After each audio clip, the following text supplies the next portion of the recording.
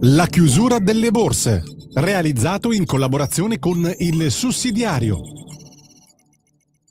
In collaborazione con il Sussidiario TV presenta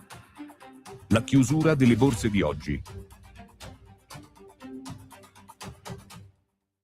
Buongiorno, i mercati oggi praticamente fermi nel senso che la chiusura è stata uguale all'apertura. Siamo arrivati a zero, anche se c'è stata qualche oscillazione a metà giornata, l'indice è arrivato a 48.000 punti, un record per poi scendere velocemente e chiudere a 47.600 e qualcosa. E quindi i mercati in linea d'attesa soprattutto su due fronti, il fronte geopolitico innanzitutto, un fronte che attende notizie positive perché il mood di fondo è positivo dal Medio Oriente, dal fatto che si arrivi in qualche tempo a un accordo per la liberazione dello stretto di Hormuz e per se non una pace, sicuramente una tregua prolungata tra Stati Uniti e Iran. Quindi sotto questo profilo i mercati sono in linea d'attesa perché si aspettano notizie positive che potrebbero dare un impulso, un rally, come si dice, alle quotazioni e chi opera sui mercati non vuole perdere l'occasione e quindi resta un po' sulle posizioni di partenza aspettando appunto notizie positive senza arretrare. Il secondo elemento di prospettiva è quello delle banche centrali, sia la Fed sia la BCE si riuniranno nei prossimi giorni e si attendono decisioni diciamo diverse da quelle che si prospettavano solo un mese fa e probabilmente non ci sarà nessun movimento né di riduzione dei tassi come ci si aspettava né di aumento dei tassi come ci si potrebbe invece attendere di fronte a una situazione che vede l'inflazione in ripresa per l'aumento dei prezzi del petrolio, per l'aumento dei costi delle imprese che poi si riflettono sui prezzi finali. Quindi un'inflazione che soprattutto in Europa potrebbe dare qualche elemento di fondo alle decisioni dei mercati che comunque per adesso sembrano siano orientati a mantenere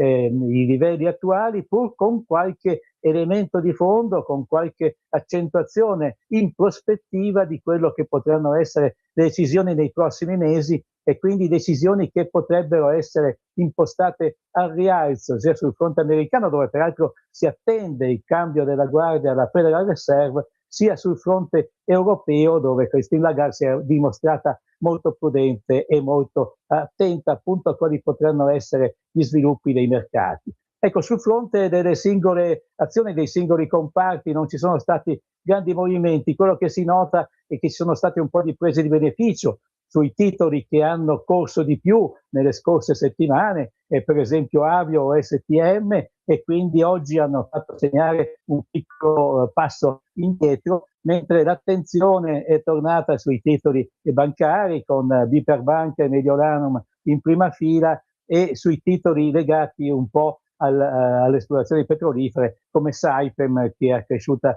più del 4%. Quindi in una prospettiva di fondo abbiamo un mercato, come ripeto, in linea d'attesa, in lista d'attesa per vedere che cosa potrà succedere nei prossimi tempi. Un ulteriore elemento che si può aggiungere a quanto detto prima è il fatto che c'è una prospettiva di crescita degli utili delle società sia sul fronte europeo e qui soprattutto sul fronte bancario sia sul fronte americano. Una crescita degli utili che si tradurrà in dividendi per chi ha le azioni delle società interessate, ma si tradurrà anche in un andamento positivo del mercato perché questa crescita appunto degli utili, dei dividendi segnala una maggiore sostenibilità appunto patrimoniale delle singole imprese e il fatto che l'innovazione tecnologica sta entrando in maniera positiva sul fronte del valore delle imprese e anche qui dobbiamo riscontrare un fatto che abbiamo già visto nei mesi scorsi, negli anni scorsi, di fronte agli annunci di tagli del personale delle grandi imprese informatiche c'è stata una crescita delle quotazioni di queste imprese appunto per la crescita del valore patrimoniale di queste stesse imprese. Diciamo che da un punto di vista umano lascia un po' perplesso, da un punto finanziario la cosa è del tutto spiegabile. Quindi diciamo così, è iniziata la settimana sotto il profilo dell'attesa degli avvenimenti, un'attesa che è tutto sommato positiva, sia per l'andamento geopolitico, sia per le decisioni che faranno le banche centrali, sia per gli utili delle imprese. Grazie e buona giornata. Avete ascoltato La chiusura delle borse, realizzato in collaborazione con Il Sussidiario.